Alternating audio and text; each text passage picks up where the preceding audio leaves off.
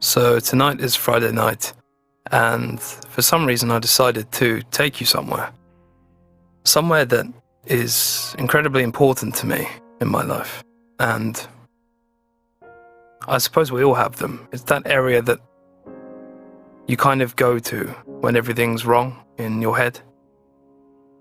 Not that anything's wrong in particular, but I'm just saying that you have these places like safe houses in your head, and places that calm you and relax you. And this is my place. Well, there's two of them actually. The first isn't particularly nice at all for me, but it's still incredibly important in terms of how I am now. See, I wasn't always like this. Like you know me, I suppose.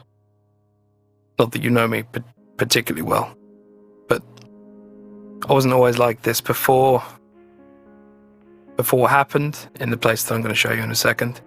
I was different. I was a much more callous and probably pathetic person. I suppose I was incredibly arrogant and all the most horrible things that you can think of. I was pretty much all of them.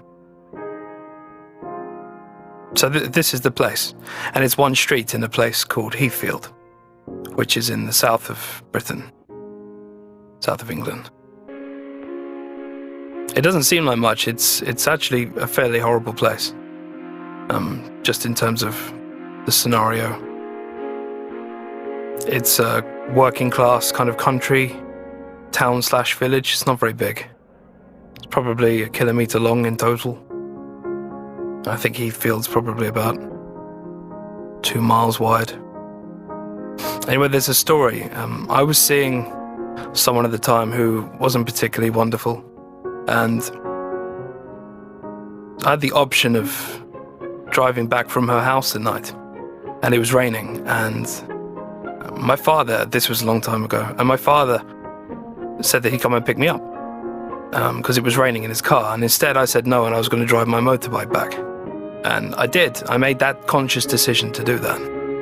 And I came down this road at about 50 miles an hour. I hit a car there, and I remember just feeling okay, and I landed pretty much here. I just want to show you something. It's not particularly wonderful. Just look at this. This was my life-changing experience. Not quite. There.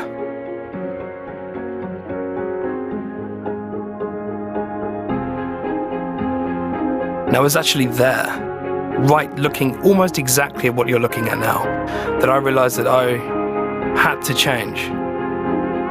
I'd broken my legs. I was lying in petrol with horrendous petrol burns, and I realized that I wasn't happy.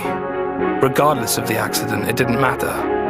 I just realized that exactly where I was at that time, I had to escape from that. And so I did. And it's a place almost haunts me. And it is that place that I can go back to whenever I'm feeling unsure about my decisions or unsure about anything. Because I know that when I'm there, I can truly understand myself for what I am. I don't know. But that changes, everything changes. Like here, I thought maybe that this place had such a large impact on my life, maybe a tiny piece of my bike or something was left, but you know, everything changes. And it's normally for the good. Now, this is my second favorite place to come. And this is actually really nice. It's in a place called Bexhill, and it's a beach. And I don't know what it does to me, but there's something about this place. I'd suggest you go there. It's kind of a like holiday town on the, I want to say south coast, but I'm not entirely sure. It must be south coast of the UK. And I don't know, it does something to me. This beach, I mean, I have memories of this beach anyway, but I remember coming here at night. My grandmother died like 2 years ago now, or nearly 2 years ago. And I remember coming here very shortly after that with my fiance, and we just sat and just talked about things. And I won't forget it. It was just, I think we had like a mini picnic or something, and we just talked. I don't know, it's just one of those places. This is the other place, like, I can go to in my head. And, you know, here I know everything is absolutely fine.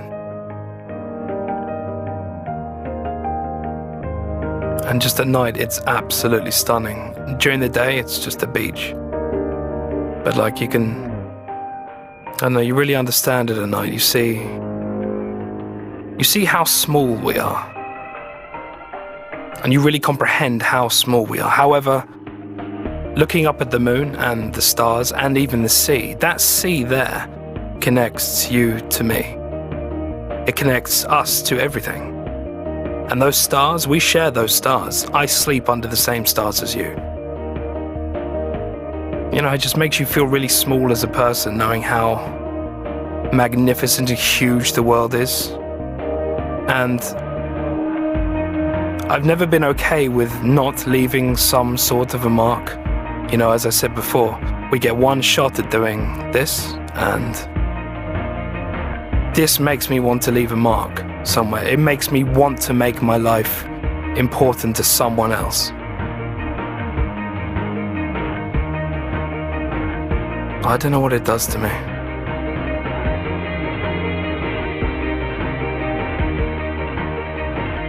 Like, I remember once I think a teacher of mine or a professor once said that when you open the window, you go outside, and I suggest you try this because it lived with me and it might live with you.